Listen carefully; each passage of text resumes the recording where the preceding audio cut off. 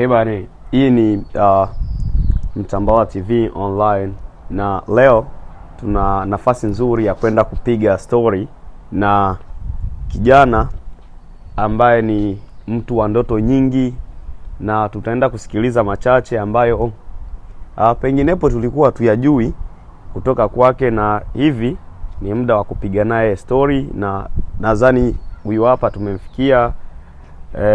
Tutamuuliza, bwana mambo vipi? Poa, vipi? Safi, unaendeleaje? Naendelea salama.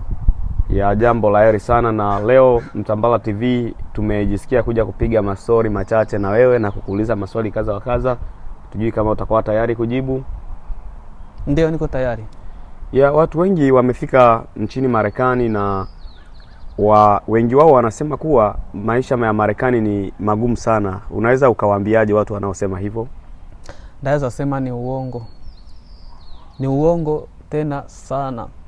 Jifikie tu, uangalie kitu kinaendeleaje.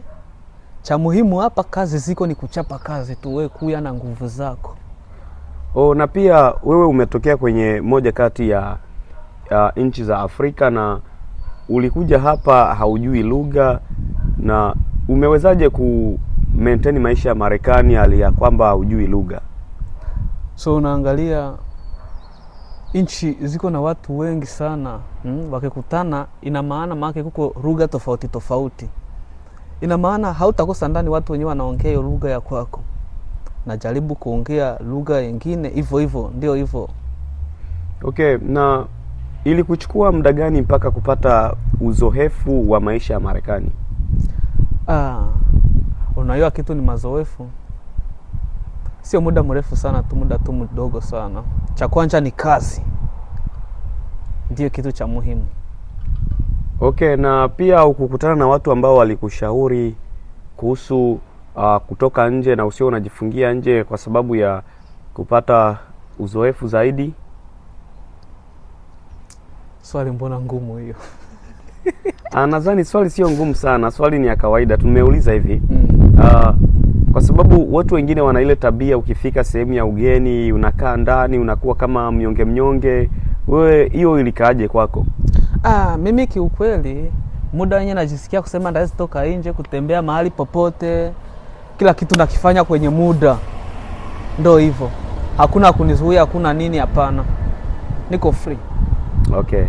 Na pia kitu kingine, Marekani wanasema ya kwamba kuna kitu kinaitwa freedom and free speech. Pia hiyo unaweza ukawaambia watu nini kuhusu hiyo? Ndaweza sema ni peace of peace. Hakuna shida. Wewe tu ni kujisikia free.